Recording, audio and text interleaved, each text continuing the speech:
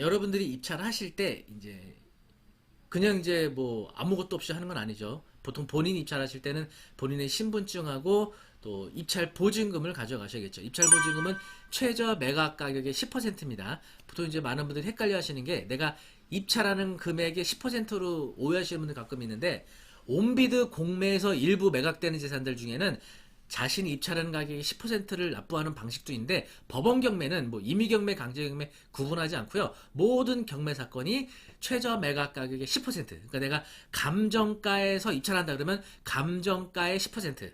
5억이었으면 5천만 원. 내가 입찰가를 6억 써도 5천만 원. 이렇게 되시는 겁니다. 만약에 5억짜리 한 번 입찰돼서 최저가 4억일 때 내가 입찰한다 그러면 4천만 원. 입찰가는 4억 5천. 뭐 이런 식으로 하는 겁니다. 보통 이제 수표로 준비해서 납부하시면 되겠죠. 네, 이렇게 입찰 보증금은 최저 매각 가격의 10%다. 입찰에 참여했는데 낙찰이 안 되면 입찰 보증금은 그대로 돌려받으시는 겁니다. 그리고 낙찰이 되면 이제 낙찰에 대한 그 입찰 보증금에 대한 영수증을 이제 받게 되는 거죠. 그리고 이제 만약에 입찰을 진행했는데 아무도 참여자가 없었다. 그럼 이제 매각불능이라 그래서 유찰이 되는 겁니다. 그래서 유찰이 되면은 뭐 다음 매각일 보통 한 3, 40 후에 다시 진행을 하죠. 그래서 서울의 경우는 최초 그 매각됐던 금액에서 20% 차감하고요. 수도권이라든지 지방의 이제 대부분의 법원들은 30%를 차감해서 2차 매각을 하죠. 이렇게. 자, 그리고 이제 만약에 낙찰자가 나타나게 되면 이제 민사집행법에서는 최고가 매수 신고인이라는 표현을 써요. 그래서 최고가 매수 신고인이 나타나게 되면 항상 그 집행관이 질문하는 게 있어요. 차순위 매수 신고할 사람 있습니까? 여러분 아마 차순위 매수 신고라는 말 굉장히 많이 들으셨을 거예요. 이건 뭐냐면 낙찰받은 사람이 대금 납부 기한까지 납부 못했을 때 대신 잔금 납부할 예비 낙찰자로 대기하겠느냐 이런 겁니다.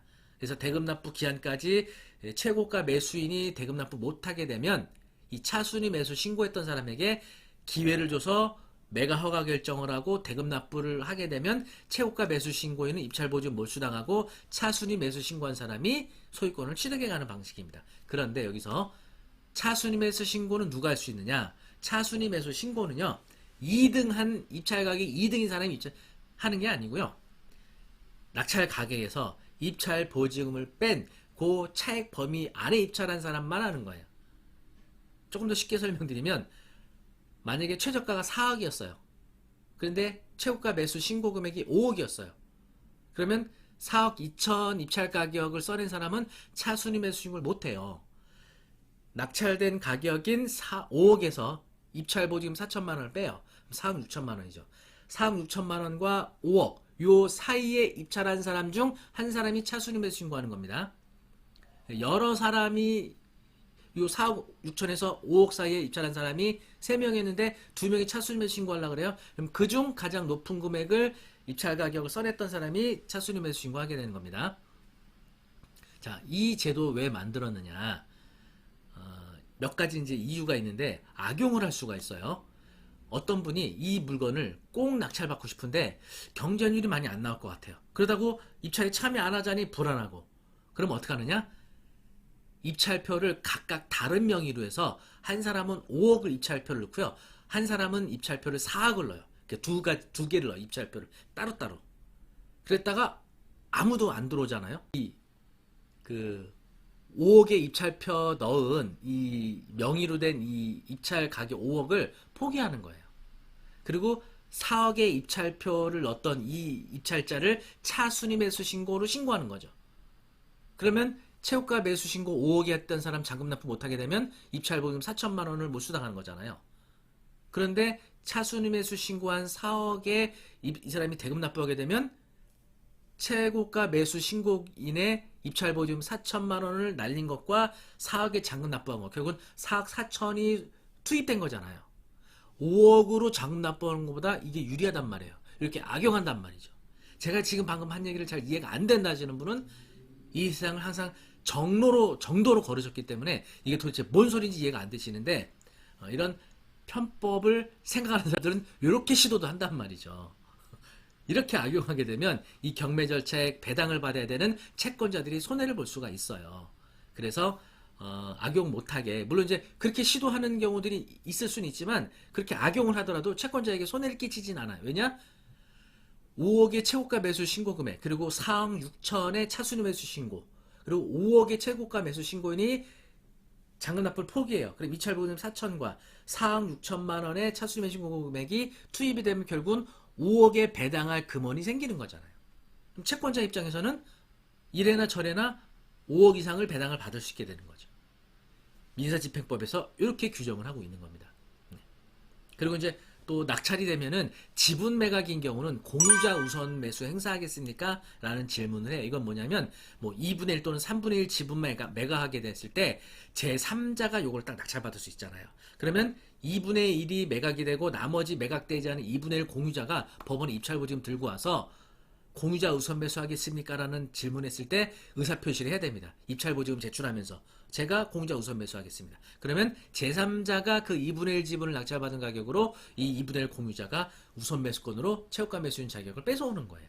그러면 최고가 우선 매수 신고됐던 사람은 입찰보증금 돌려받던가 아니면 차수주 매수 신고를 할 수도 있게 되는 겁니다. 네. 요거는 왜 이런 제도를 만들었냐면 이 한 부동산에 여러 명이 공동 소유하게 되면 이게 분쟁이 생길 가능성이 커요. 뭐 부부간이나 가족 간에도 분쟁이 생길 수도 있지만 이게 제3자가 이게 공유관계가 된다? 이건 무조건 분쟁이 생겨요. 그래서 이런 분쟁을 미연에 방지하고자 매각되지 않은 다른 공유자들에게 우선권을 주는 거예요. 당신이 공유자 우선 매수권을 행사해서 앞으로 일어날 분쟁을 만들지 말아라. 근데 공유자가 우선 매수권을 행사 안 한다? 그럼 이제 제3자가 낙찰받고 뭐 공유를 분할 청구 소송하고 이런 법적 소송이 생기지 않겠습니까? 이제 감수해야죠. 자기가 공유자 우선 매수권 행사 안 했으니까. 네. 이런 게 이제 공유자 우선 매수 신청입니다. 네. 그리고 이제 그 또 하나는 이제 낙찰이 되면요. 일주일 있다 매가 허가 결정이 납니다. 매가 허가 결정. 이거는 이제 경매 절차에 대해서 어떤 흠결이 있을 때 매각 불허가 신청을 할 수 있게 되는 거죠. 이때는 뭐 소요되는 비용은 없어요. 어떤 적법한 어떤 그 근거만 있다면 법원에서 매각 불허가 결정을 해줄 수 있는 거죠. 매각 불허가 결정되면 입찰 보증은 반환받는 겁니다. 다만 매수할 자격이 없는 자가 매수한 경우에 그러니까 농지를 취득한 자가 농지 취득 자격증명을 제출하지 못했거나 또는 주무관청의 허가를 받아야 되는 재산을 주무관청 허가를 못 받았거나 그럼 매수할 자격이 없는 자가 매수한 거로 보는 거예요. 뭐 예를 들면 의료법인, 학교법인, 사회복지법인 이런 경우에는 주무관청의 허가를 받아야 되거든요. 소유권 취득하려면 경매의 경우는 매가 허가 결정까지 주무관청에 허가서를 제출해야 돼요. 농지의 경우는 농지 취득 자격증명을 매가 허가 결정까지 제출해야 되고 그걸 제출을 못한다? 그럼 매수할 자격이 없는 자가 매수한 것으로 보고 매각 불허가 하게 되고 이 부분에 대해서 입찰 보증은 몰수하는 겁니다. 만약에 매각 절차상의 흠결로 인해서 매각이 불허가 되면 입찰 보증 반환받는 거예요. 근데 낙찰받은 사람이 매각 불허가에서 불허가 결정 받는다는 것은 좀 어렵습니다. 뭐 예를 들어서 권리관계에 어떤 결정적 변동이 있었거나 이 매각 부동산에 심각한 훼손이 발생했거나 이런 일이 있지 않으면 어렵죠. 뭐 낙찰받고 나는데 화재가 발생했어요. 그건 이제 당연히 불허가 받아주겠죠. 또는 뭐 법원에서 공시한 물건 명세서라든지 이런 곳에 유치권에 관련된 내용 뭐 이런 게 없었는데 실제 뭐 어떤 유치권이 성립될 만한 내용이 있었는데 법원에서 전혀 공시하지 않았다 이런 것들도 매각 불허가 사유가 되기도 합니다. 네. 그리고 이제 매각 허가 결정이 나게 되면 또 일주일간의 항고 기간이 주어져서요 그 매각 허가 결정에 대해서 이의 제기하는 거예요. 이때는 항고 보증금을 납부해야 됩니다. 매각 불허가 신청은 돈이 들어가지 않은데 항고 보증금을 제출해야 돼요. 왜냐하면 이거에 대해서 악용의 우려가 있습니다. 악용의 우려. 그래서 항고 보증금은 매각대금, 그러니까 낙찰 가격의 10%를 제출해야 돼요. 5억에 낙찰됐으면 5천만 원을 항고 보증금으로 납부하고 항고장을 제출해야 됩니다. 항고장만 제출하고 항고 보증금 제출하지 않으면 이 즉시 항고는 기각이 됩니다. 이제 만약에 채무자나 소유자가 경매 절차를 무작정 지연하려고 항고를 남용하는 경우가 있어요. 그래서 항고 보증금을 납부하게 했는데 만약에 항고 보증금을 납부하고 항고를 했는데 항고가 기각이 된다? 그러면 이거는 항고 보증금이 몰수됩니다. 채무자나 소유자의 거는. 그런데 그 외의 관계자들이 항고한 거에 대해서는 항고 보증금 이제 반환받을 수 있는 거고요. 네. 그리고 이제 이런 항고가 없었다면 이제 매각 허가 확정이 되고요. 법원에서 이제 대금납부 통지서를 발송을 하게 되죠. 자, 대금납부 통지서를 발송을 하게 되는데 대금납부 기한이 만약에 5월 15일까지였다. 그럼 보통 대금납부를 언제 하느냐?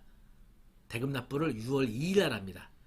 아니 대금납부 기한이 5월 15일까지인데 그걸 기한을 넘겨서 잔금납부를 할 수 있나요? 할 수는 있습니다. 언제까지? 재매각기일 3일 전까지 잔금납부하시면 돼요. 다만 대법원 규칙으로 정하고 있는 이자 연 12%는 지연이자를 일수계산해서 납부해야 됩니다. 그런데 5월 15일까지 대금납부 기한인데 왜 6월 2일 날 내느냐? 여러분 눈치채셨겠지만 주택이라든지 또는 그 토지의 경우는 종합부동산세가 나오게 되는데 종합부동산세 과세 기준이 6월 1일 날 소유권을 갖고 있는 자에게 부과되잖아요. 그래서 5월 15일 날 대금 납부해버리면 그 종합부동산세를 낙찰받은 사람이 납부하게 되는데 6월 2일 날 대금 납부하게 되면은 어쨌든 소유권이 6월 2일 날 이전되고 등기 이전까지 하게 되니까 6월 1일 날에 대한 부과 대상 기준이 채무자가 되는 거죠. 그래서 이런 경우들이 가끔 있는데 제가 뭐 여러분께 이거 하라고 제가 뭐 알려드린 팁은 아니고요. 이렇게 할 때 주의할 사항이 있어요. 뭐냐? 내가 낙찰받은 때 그 매각 기일 날 차순위 매수 신고자가 만약에 있었다. 그럴 때는 대금 납부 기한을 어기시면 안 됩니다. 지연이자만 내면 되겠지라고 생각하시면 안 돼요. 왜냐하면 내가 대금 납부 기한까지 대금 납부를 못하면 차순위 매수 신고자에게 매각 허가 결정을 하게 되고 차순위 매수 신고자와 최초의 최고가 매수 신고인 사이에 경합을 통해서 먼저 대금 납부한 사람이 소유권 취득해요. 나는 종부세 아끼려고 대금 납부를 일부러 미루고 있었는데 차순위 매수 신고자가 대금 납부 먼저 해버리면 나는 입찰보증 몰수당하는 겁니다. 이 점을 주의하셔야 돼요. 그리고 이제 만약에 이제 대금 납부 기한까지 뭐 어쨌든 어떤 사정에서 못 냈다 그러면 이제 재매각 다시 매각을 해야죠. 그걸 재매각이라고 하고요. 보통 재매각의 경우에는 이제 입찰 보증금을 최저 매각 가격의 20%에서 30%를 요구합니다. 법원에서 경고하는 거예요. 전에 낙찰받던 사람이 대금 납부 못했으니까 요번에 입찰 보증금 20에서 30%입니다. 조심하세요. 이번엔 데미지가 커요. 경고하는 거예요.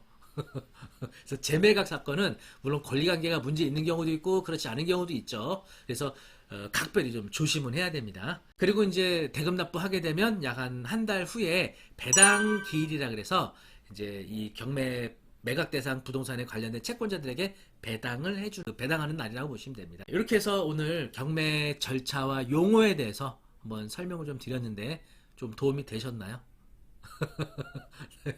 이 경매 이 용어들은요 다 민사집행법에 근거하고 있는 것들인데 사실 뭐 일반 분들에게 굉장히 어려운 용어죠. 생소하고 그래서 이런 것들을 자꾸 접하시는 방법밖에 없어요. 익숙해지셔야죠. 어차피 여러분이 경매 투자하신다 그러면 이런 용어를 모르시면 뭐 어떤 책을 보든지 유튜브를 봐도 도저히 뭔 소리인지 알 수가 없어요. 뭐 이게 한국말이야, 영어야, 뭐 영어야, 외국어야 알 수가 없잖아요. 그래서 요 기초부터 용어부터 알아두는 게 우선이다. 그래서 오늘 이런 내용을 좀 설명을 드렸고요.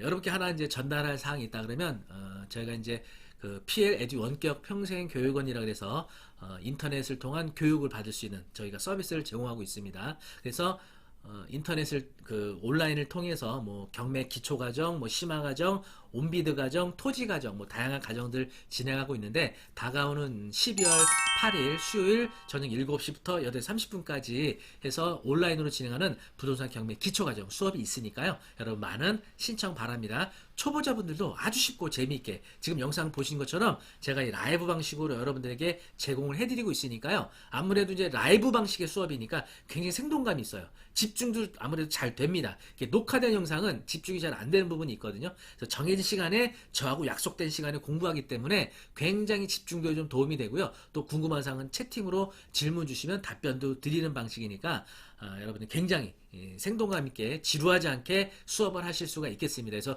초보자분들도 경매 용어, 기본적인 경매 절차, 또 권리 분석의 기본 개념 이런 거 이제 배우실 수 있습니다. 그래서 여러분 많은 신청 바라겠습니다. 12월 8일 온라인으로 진행하는 경매 기초과정 많은 분들 신청 바라겠고요. 자세한 신청 방법은 아래 링크에 카페 공지 게시판 올려드렸으니까 참고 바라겠습니다. 영상이 좋으셨다면 구독, 좋아요 부탁드립니다. 감사합니다.